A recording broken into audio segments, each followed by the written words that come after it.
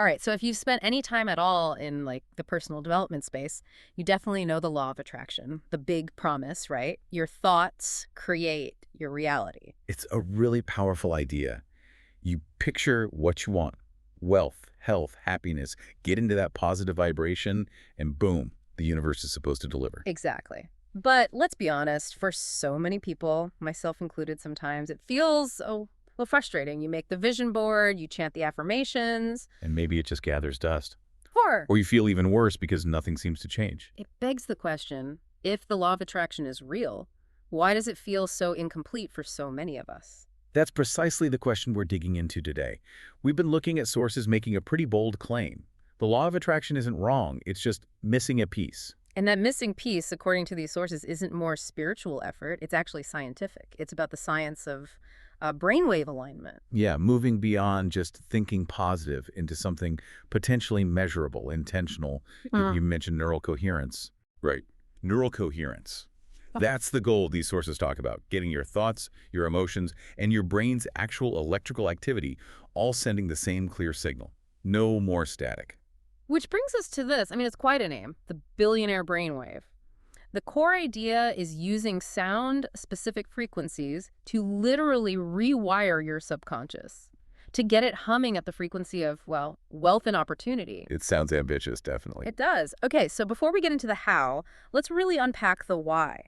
Why do traditional manifestation techniques seem to fall short so often? Well, the sources point to this internal misalignment.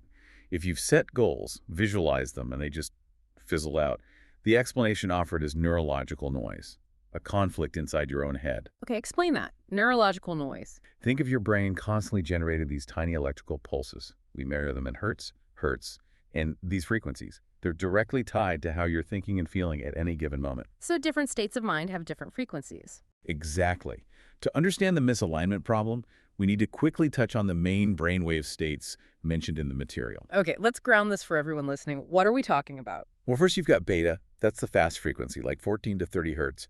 It's your everyday waking state, alert, focused, problem solving, maybe a little stressed or anxious too.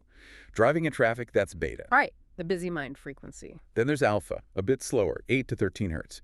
This is more relaxed but still focused. Think flow state, light meditation, creativity. That's often where people try to do visualization. Makes sense. That feels like the conscious effort part. It is, but here's where the sources say the problem lies. They emphasize theta. That's slower still, 4 to 7 hertz. This is the realm of the deep subconscious. So theta is where all the hidden stuff lives. Old beliefs, habit. Precisely. Your core programming about money, self-worth, safety, it's rooted in theta. And this is the crucial part the sources highlight, the misalignment. Okay, get this. You're consciously in alpha, maybe, thinking, I attract abundance, right? Yeah, you're doing the affirmation. But meanwhile, your subconscious theta state may be running on some old childhood message about money doesn't grow on trees or I'm not worthy. Is broadcasting a completely different, much stronger signal, like warning, scarcity imminent. Exactly. It's like hitting the gas and the brake at the same time, neurologically speaking. You're sending out mixed signals. The sources argue the universe, or this energy field, doesn't really care about your carefully chosen words. It responds to your dominant frequency. And if 95% of our brain activity is subconscious, running on those old theta loops, Then that scarcity loop is probably dominating no matter how hard you visualize. That internal conflict, that lack of neural coherence, is why manifestation stalls. okay, that actually makes a lot of sense. So if theta is running the show from behind the scenes, how on earth do you change that deep programming? It sounds like it would take years. Well, this is where the billionaire brainwave concept comes in, leaning on some neuroscience findings. The sources mention studies looking at highly successful people, innovators, entrepreneurs, etc. And they found something different about their brains. Apparently, yes. It wasn't necessarily about higher IQ, but a distinct brainwave pattern. They tend to naturally spend more time in what's called the alpha-theta crossover state. Alpha-theta crossover. So what does that mean practically? It means their conscious-focused mind, alpha, has easier access to their deep intuition and subconscious insights, theta.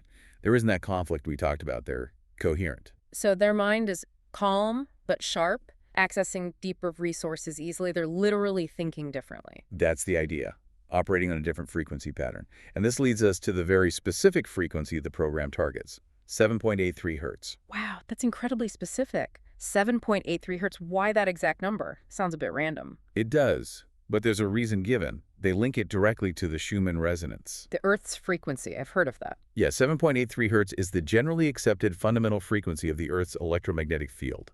The claim in the source material is that syncing your brain to this natural planetary frequency acts like a master reset. Okay. That sounds a little bit out there, maybe. Like aligning your energy with the planet. How do they frame this scientifically rather than just spiritually? They lean heavily on the concept of entrainment. It's a known physical principle. Your brain waves naturally tend to synchronize with strong, rhythmic external stimuli, like sound frequencies. Like tapping your foot to music without thinking about it. Sort of, yeah, but for brainwaves.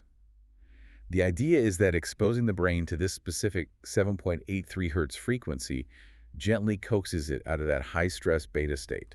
The worry and the mental clutter. Right, and guides it into that coherent alpha-theta sweet spot. The sources describe it as creating a state of effortless attraction. They position it as a physical mechanism, not just wishful thinking. So the sound frequency itself does the heavy lifting, forcing that coherence whether you believe in it or not. That's the core premise. It's designed to bypass conscious resistance. If affirmations fail because the subconscious soil is, let's say, infertile for abundance. Then you need to change the soil first, not just keep planting seeds that won't grow. Exactly. Yeah. Work from the inside out. Reprogram the subconscious first. Okay, so how does listening to a sound frequency actually achieve that deep, lasting change beyond just feeling relaxed while you listen? The sources detail 4 key neurological mechanisms that are supposed to happen with repeated exposure to this 7.83 hertz frequency. These are really the pillars of the whole claim. All right, let's break them down. What's the first one? First is recalibrating frequency. This is the most direct effect. That sustained 7.83 hertz tone helps create that deep alpha-theta resonance. And when the brain is in that state, it's apparently much more malleable. Malleable how? More open to change. Those deeply embedded subconscious patterns, the limiting beliefs about money or success, become less rigid, easier to dissolve. It's like hitting a neurological reset button on your default settings. Okay, so the frequency softens up the old programming. Then what happens to help you see actual changes, like in the real world? That brings us to mechanism number 2, activating the reticular activating system, or RAS. The RAS, that's the filter in your brain, right? It decides what you pay attention to. Precisely. It's at the base of your brain, sorting through millions of bits of sensory input every second and only letting through what it deems important or relevant to you. Ah, okay. Like when you buy a new red car and suddenly you see red cars everywhere. They were always there, but now your brain is looking for them. Perfect example. Your RAS filter changed. So the claim here is when this frequency helps reprogram your subconscious for wealth or opportunity, your RAS starts filtering for those things. You begin to notice chances, connections, ideas that were literally invisible to you before because your brain tagged them as irrelevant to your old scarcity identity. Wow. Okay. So you're not magically creating opportunities. You're just finally seeing the ones that were already around you. That's interesting. What about making it stick long term? That's mechanism 3, strengthening neural pathways. You know, achieving success isn't usually a one-off event. It's more about consistent patterns. Habits of thought and action. Right. So repeated listening, bathing the brain in this coherent state, is said to build new, strong neural pathways associated with prosperity and positive expectation. It makes that state the brain's new default. Like paving a mental highway for abundance where before there was just a bumpy dirt track. That's a great way to put it. It becomes the path of least resistance over time. And what about the feeling side of things? The emotions? That's the 4th key mechanism, amplifying emotional energy. We know emotions are powerful energy in motion, right? When your brain waves are synced in these coherent, positive states, your underlying emotional state naturally starts to align too. So you start feeling more hopeful, grateful, expectant? The classic law of attraction emotions. Yes, but potentially without forcing it because the underlying brain state supports it. When your thoughts, the neural pathways, and your emotions are all harmonized, that's the peak neural coherence they're talking about. That's what supposedly drives the result. This all sounds quite involved neurologically, but what about practically? How much time does this take? That's one of the big selling points in the source material. They claim it only requires 7 minutes per day, just listening with headphones. 7 minutes. That's it. Apparently. The rationale is that simplicity leads to consistency. And because it's based on neuroacoustic entrainment, the brain automatically syncing to the sound, You don't need complex meditation skills or intense focus. You just listen. Okay, and what are people actually reporting? Beyond the headline benefit, the billionaire part, finding money or a new job offers what other shifts are happening. Well, it seems to be more holistic. Yeah. Because you're fundamentally shifting the brain's operating mode, users apparently report things like much deeper mental clarity, better decision-making. Which makes sense if you're less stuck in that anxious beta state. Right. Also, a significant drop in anxiety and stress, especially around money worries. And interestingly, spikes in intuition and creativity, feeling more in the flow. It does sound appealing, but let's tackle the skepticism head on. Why would this sound thing work when someone actively trying affirmations and visualizations every day might still struggle? It relies on bypassing conscious effort, right? Yeah, and the reasoning given is the sheer power difference. The subconscious mind is estimated to be like 1,000,000 times more powerful than the conscious mind. Traditional methods rely on conscious willpower, trying to fight decades of subconscious programming. And willpower gets tired. Exactly, it's exhausting. Mhm. This neuroacoustic approach is framed as using sound to kind of sneak past the conscious gatekeeper and talk directly to the subconscious. The brain syncs up almost automatically without the strain. So let's try to wrap this up. What's the big picture here? It sounds like the law of attraction told us what to aim for: positive thoughts, visualizing success. The intention. But now, neuroscience, through concepts like this billionaire brain wave, is proposing a specific how, a mechanism for actually changing your internal frequency to match what you want to attract. It's definitely being positioned as maybe the next step in manifestation, where the kind of mystical ideas meet measurable science. Neuroscientists are increasingly showing how our thoughts create real physical energy shifts in the brain.